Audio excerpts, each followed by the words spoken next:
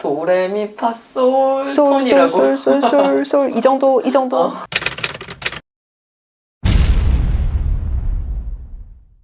요즘에 한참 애들이 자소서 쓰는 시즌 아니야? 그치. 여름방학에 많이 쓰지. 여름방학에 보통 다 완성을 하지는 못하더라도 1학기 성적까지를 좀 마무리한 후 그 다음에 이때 이제 딱 자소서 내용들 이제 정리하면서 제일 많이 쓰긴 하는데 안 그래도 지금 학생들이 이제 자소서 할 때 비슷하게 물어보는 질문들이 있어. 근데 그 중에 이제 하나가 제가 이런 활동들을 많이 못했는데 어떡하죠? 막 이런 얘기를 해. 어떤 길을 희망하고 있고 막 이런 걸 이제 서류 면접에서 막 얘기도 하고 막 하다 보니 그리고 이제 또 대학은 또 학과별로 뽑잖아. 그러다 보니 학생들도 막 얘기를 해. 저는 전공 적합성이 부족한 것 같아요. 근데 어떡하죠? 막 이러면서 뭐 의대를 쓰려고 하는데 제가 병원 봉사가 하나도 없는데 어떡하죠? 막 이런 식이야. 예를 들면. 그래서 전공 적합성이라는 말에 대해서 오해도 좀 되게 많은 것 같고 그 단어가 갖고 있는 원래 의미와 어쨌든 상관없이 입시에서 실제로 쓰이는 의미라든지 어쨌든 영향력이라든지 이런 게 또 있잖아. 근데 이런 거를 학생들이 잘 모르고서 막연하게 그냥 좀 불안해하는 것 같아. 전공 적합성이라는 게 조금 더 정확히는 그 영향력이라는 게 그때그때 다른데 대학교에서 학과마다 보면 인적성이 되게 의미가 있고 중요한 학과도 있고 그 다음에 또 그렇지 않은 학과도 있단 말이야. 그치. 그리고 인적성이 중요한 학과들 같은 경우는 당연히 전공 적합성이 좀 더 의미 있긴 하지. 그럼 그 인적성이 중요한 데가 대체로 어떤 데냐? 모든 대학이 그런 건 아니라 하더라도 인적성 면접을 보는 형태의 학과들 같은 경우는 우선은 그럴 확률이 높아. 의대라든지 아니면은 왜 교직 같은 쪽이라든지 이런 쪽 같은 경우는 상대적으로 아무래도 조금 더 다른 과들에 비해서는 이런 전공 적합성이 의미 있고 영향을 줄 수는 있겠지. 근데 그렇다고 해서 그게 아주 절대적이거나 한 거는 당연히 아니란 말이야. 나는 보통 학생들한테 뭐라고 얘기하냐면은 아까 학생처럼 사범대나 교대를 생각하는데 멘토 멘티 한 번도 안 했어요. 뭐 아니면은 고입에서도 보면 뭐 외고를 쓰는 친구야. 근데 영어 관련된 거 아무것도 안 했어요. 영어 번역 봉사 안 했어요. 어떡해요? 뭐 이런 거 막 물어봐. 나쁠 건 없고 뭐 있으면 좋지. 근데 만약에 그 학생이 원하는 결과를 못 받았으면은 그 활동이 없어서가 아닐 거야. 다른 이유 때문일 확률이 훨씬 더 높아. 나는 그래서 그런 경우에 학생들한테 보통 뭐라고 하냐면은 이거 키자니 아니야 라고 얘기를 해. 너 키자니 아니? 알아. 애들 직업 체험하는 거. 맞아. 입장권 끊어가지고 이제 거기 들어가면은 막 꼬꼬마 애기들이 막 그 왜 경찰복도 막 입고 소방관 옷도 맞아 입었다가 막 그런 거 입고 막 하면서 이제 소방관 체험하고 막 이러면서 막 이런 거 한단 말이야. 보면은 재밌을 것 같아. 키자니아에서 소방관 옷을 입은 애기가 만약에 있어. 그러면은 조금 더 그쪽 길을 생각하는구나, 생각을 해봤구나 정도까지는 뭐 생각할 수 있을 것 같아. 근데 그렇게 키자니아 가가지고 소방관 옷 한 번 입었으면 소방관으로서의 자질과 전공 적합성이 더 높은 거야? 그거 아니잖아. 그거 아니란 말이야. 그리고 병원에서 이제 어떤 친구가 만약에 봉사를 했다고 가정을 할게. 그 친구가 봉사했다고 해서 걔가 뭐 청진기 한 번을 들겠니? 그냥 바닥 쓸었을 거야. 그렇잖아. 그래서 이 부분이 어마어마하게 영향을 주거나 하는 거는 조금 핀트가 다르고 거기다가 심지어 이걸 만약에 고입으로 놓고 보잖아. 선발권이 있는 고등학교들 같은 경우는 학생들 뽑을 때 전공 적합성을 어마어마하게 생각하지는 않아. 대입보다 훨씬 더 많이. 그 어린 애들한테 뭘 기대하겠어? 그치. 그 어린 애기들한테 전공 적합성이 어마어마하게 뛰어난 경우 뭐 물론 있을 수 있겠지. 있을 수 있지만 그게 대단한 숫자가 절대 나올 수가 없고 맞아. 그걸로 의미 있게 점수 변별을 할 수 있을 정도의 숫자는 절대 아닐 것이고 그 다음에 두 번째로는 우선은 여기는 학과별로 안 뽑아. 맞아. 그렇잖아. 학과별로 안 뽑으니까 전공 적합성 있게 뽑는다는 것 자체도 우선은 한계가 있고 그 다음에 또 하나는 전공 적합성이 매우 뛰어나도 점수가 안 되면은 그 전공 적합성을 못 살려 나중에. 그치. 나중에 예를 들어서 어떤 학생이 의대를 가고 싶고 너무나 어릴 때부터 간절히 바래왔고 그 다음에 너무나 희생적이고 타인에게 이타적이고 막 치료를 막 하고 싶고 정말 나는 사람을 살리고 싶은 마음이 가득하고 전공 적합성 되게 뛰어난데 의대 못 가면 소용이 없어. 그렇잖아. 그치. 그렇잖아. 그러니까 이거를 고등학교들 당연히 다 알거든. 그러니까 특히나 고입 같은 경우는 전공 적합성이 별로 의미 없어. 다만 뭐 자소서 면접에서 나는 뭐 어떠한 계기가 돼갖고 뭐 의사를 꿈꾸게 됐고 어떤 노력을 해왔고 지원 동기 막 이런 거 진로 영역에다가 막 이런 거 쓰고 나중에 그치. 면접 때도 막 그런 거 얘기를 한단 말이야. 그러니까 그걸로 변별이 있어서가 아니라 어쨌든 그런 걸 얘기는 하기 때문에 진로나 이런 것들에 대해서 한번 교통정리는 해야겠지. 교통정리는 해야 되는데 근데 이거 자체가 어마어마하게 변별을 갖거나 합부를 결정하는 요소는 사실은 아니란 말이지. 그래서 이거는 그냥 딱 이렇게 생각하면 돼. 아, 관심이 있다는 거 정도구나. 이렇게 이해하겠다 이 정도로만 생각하면 되고 그래서 가끔 이제 학생들 중에 본인의 활동들이나 이런 게 없는데 어떡하죠? 이러니까 저는 그러면은 이 학과를 못 쓸까요? 혹은 이 학교를 못 쓸까요? 준비가 안 됐는데 어떡하죠? 이러는데 지금은 우선 대체적으로 그런 분위기는 아니고 여기서 또 하나는 사실 요걸 얘기하는 게 좀 괜찮을지는 모르겠는데 그리고 내가 학교 이름 얘기를 안 할게.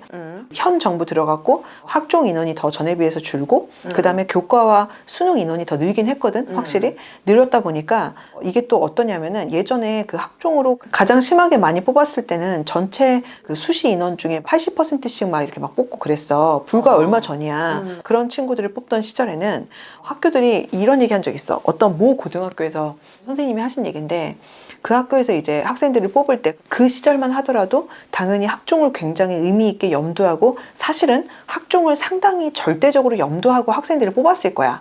왜냐면은 이 학생들을 뽑은 다음에 학종으로 좀 인원을 의미 있게 보내야 되는 상황이다 보니까 학종에 맞는 친구들을 많이 뽑아야지 이 친구들이 나중에 학종으로 많이 붙을 것이고 그래야지 우리 학교의 실적이 좋아지는 거잖아. 그치. 그래가지고 예전에 모 학교에서 어떤 적이 있었냐면은 공통문항을 낸 적이 있었는데 그 공통문항이 약간 창의 면접 같은 느낌이야. 구글 면접이다 막 이런 느낌이랑도 맞아. 약간 비슷해. 그때만 하더라도 전공 적합성이라든지 서류 변별이 되게 높던 시절이 있었다. 그래서 공통문항에 대한 채점 기준이 어떻게 되냐. 이게 사실 되게 애매하잖아. 발표를 정확하게 하는 것도 아니고 거기서 뭐라고 했냐면은 그 자기네들 공통문항 면접 문제를 가지고 예를 들어서 설명을 해줬는데 그 학교 기출문제가 뭐였냐면은 21세기 최고 발명품이 무엇인가가 질문이었어. 근데 이게 모든 학생들에게 똑같이 들어간 질문이었어. 그러면 이거는 사실은 정답이 있는 게 아니잖아. 그치. 그리고 학생들마다 자기 나름대로 논리로 이제 풀어가면 되는 거잖아. 그치. 근데 이 질문을 했을 때 그 해에 면접 보던 학생들 중에 대다수가 뭐라고 대답을 했게? 뭐라고 했을 것 같아? 글쎄, 핸드폰? 귀신 정확하게 좀 더 정확하게 스마트폰. 스마트폰. 스마트폰. 왜냐면은 20세기 이전 거는 다 빼야 되는 거니까. 실제로 그 해에 면접을 치른 학생들 중에 한 70%가 스마트폰 얘기를 했대. 그랬는데 학교에서 그래서 뭐라고 했냐면은 스마트폰이라고 얘기한 경우에는 왜 스마트폰인지에 대해서 그 답변 논리가 아무리 좋다 하더라도 최고점을 주지 않았다라고 했어. 그러니까 무슨 말이냐? 애들 서류 보면은 나는 의사가 돼서 내가 막 나중에 국경 없는 의사에 들어가가지고 내가 사람을 이렇게 살리고 좋은 일 많이 하겠다고 하고 어떤 친구는 내가 로봇공학자가 돼갖고 우리나라의 미래를 짊어 이끌고 내가 막 이렇게 해서 내가 이렇게 전공적 합성이 뛰어나다고 막 이렇게 써놓고 애들이 막 자소서랑 면접에서 얼마나 열심히 막 뻥을 쳤겠어. 그렇잖아. 막상 그래 놓고는 21세기 최고 발명품이 뭐야? 라고 했을 때 애들이 스마트폰 이렇게 얘기를 했다는 거지. 예를 들어서 로봇공학을 생각하고 있다고 막 자소서에 막 이렇게 써 있는 대로 만약에 정말로 그렇게 머릿속이 그렇게 뇌구조가 돼 있는 친구들은 우선은 로봇공학 관련된 얘기가 먼저 튀어나왔을 것이고 그치. AI 로봇이라든지 그치, 그런 뭐 거 생각했겠지? 그치 뭐 그런 관련된 뭐가 나왔겠지. 근데 한 70%는 전부 다 해맑게 스마트폰 이렇게 얘기를 한 건 거지. 그럼 그 얘기는 무슨 말이냐면은 아마도 정말로 스마트폰이 21세기 최고 발명품이라서라기보다는 뉴스나 언론이나 이런 데서 뭐 스마트폰이 어쩌고 막 이런 얘기들이 막 나오고 하는 것들을 이제 보면서 별 생각 없이 얘기를 뱉은 것일 것이고 그러면은 이 친구들이 그렇게 자소서에 있는 내용들은 상당히 꾸며졌을 확률이 높았을 거라고 이제 생각을 했겠지 아마도.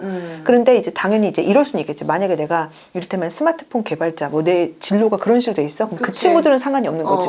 근데 스마트폰 개발자나 이렇게 돼 있는 친구들이 뭐 몇이나 됐겠어. 대부분은 그쪽이 아니었을 거란 말이야. 그러다 보니까 이제 스마트폰이라고 얘기한 친구들 같은 경우는 대체로 좋은 점수를 받지를 못했다는 거야. 이 얘기가 뭐냐? 그러니까 그만큼 그 당시에는 뭔가 여러 가지 방향을 통해서 학교들이 고심해서 전공 적합성 있는 친구들이라든지 서류가 좋고 비교과가 좋고 그 다음에 조금 더 이런 학종에 걸맞는 인재를 어느 정도는 생각을 했을 거야. 당연히 그랬겠지. 왜냐하면 학종으로 뽑는 인원이 너무나 그때는 절대적인 시절이거든. 그러니까 딴 거 생각하지 않고 우선 학종으로 맞는 인재들만 뽑는 것만으로도 충분하던 상황이었단 말이지. 근데 지금은 그 상황도 아니란 말이야. 그러니까 이 상황에서는 어쨌든 간에 고입이 됐든 대입이 됐든 전공 적합성이 절대적으로 1번은 아니고 그럼 대입에서는 대입은 학과별로 뽑는 것이고 심지어는 만약에 학종으로 원서를 쓰는 경우는 당연히 학종 자체가 전공 적합성이 좀 더 의미 있을 수 있는 거 아니야? 당연히 그렇긴 해. 학종 같은 경우는 우선은 대학에서 학과별로 뽑고 학종 자체가 당연히 전공 적합성을 어느 정도 점수화할 수 있는 전형이니까 이거는 맞는데 근데 이것도 사실은 처음부터 이게 학종이 아니라 원래는 입사제에서 시작해갖고 이게 변화돼 가면서 이렇게 여기까지 온 거란 말이야. 그 예전 시절이랑은 또 분명히 또 다르단 말이지. 그렇지. 그 정도까지는 아니란 말이야. 그리고 어찌됐든 간에 대학 입장에서는 당연히 우선은 1번으로는 학업적인 역량이 돼주는 친구들이 와줘야지 학과 공부를 열심히 하면서 그 전공 적합성은 또 나중에 점차 키워질 수도 있는 부분인 거거든. 그러면 우리가 선발권자 입장에서 생각을 해본다면은 그 전공 적합성이 모든 게 똑같은 조건이면 당연히 의미가 있겠지. 근데 다른 조건들이 사실은 훨씬 더 우선은 1번이고 그 다음 생각을 해볼 수 있을 만한 옵션이 되는 거지.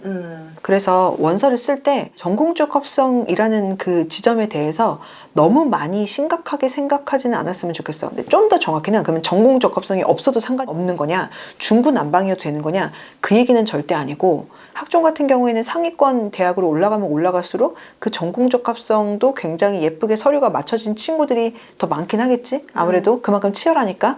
그렇기 때문에 전혀 상관이 없어, 아무것도 상관없어라는 건 아닌데, 이 전공 적합성 자체를 내가 그 직업을 갖고 있자 할 때에 그 직업 체험을 하는 개념으로 생각하면 안 된다는 거야. 그래서 정리를 하자면 우선은 먼저 전공적 합성을 직업 체험해본 경험으로 생각은 안 했으면 좋겠어. 차라리 그래서 나는 보통 학생들한테 어떻게 얘기를 하냐면은 전공 적합성을 채우고 싶으면 활동 중심으로 생각하지 말고 그 전공을 선택한 다음에 그 길을 갔을 때 그 길을 비슷하게 선택한 친구들끼리 경쟁했을 때 더 도드라져 보일 수 있을 만한 그 해당 교과 과목에 대한 역량을 1번으로 생각하라고 얘기를 하거든. 그러니까 예를 들어서 수학 교육과를 만약에 생각하고 있는 상황이야. 그러면은 멘토 멘티 한 번도 안 했는데 괜찮아요? 요 포인트가 아니라 뭐 멘토 멘티까지 하면 좋게 하겠지. 근데 우선 1번은 뭐냐면은 수학을 가르칠 수 있는 교과적 역량이야. 그렇잖아. 우선 이게 1번인 거야.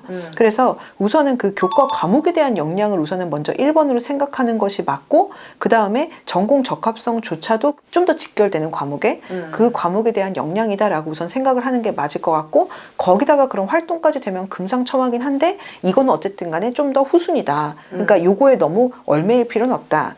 그리고 고익 같은 경우는 특히나 더 학과별로 뽑는 것이 아니기 때문에 그 다음에 학생들이 당연히 고등학교 들어간 다음에도 생각의 변화도 있을 수 있고, 사실은 성적이 내가 원하는 방향이랑 맞지 않을 수도 있는 것이고, 아니 사실이야. 사실 그치? 많아. 많단 말이야. 그래서 이런 경우들도 있고 하다 보니까 고등학교에서 그걸 너무 잘 알아. 그러니까 우선은 1번은 주요 교과에 해당되는 국영수 사과 주요 교과에 해당되는 기본적인 역량이 1번이고, 요게 채워지면 나머지는 크게는 상관은 없다. 혹은 약간의 변별이니까 내가 좀 더 나의 경쟁자들보다 학업적인 역량을 확실하게 보여줄 수 있으면은 괜찮다. 요 정도로 이해하면 돼.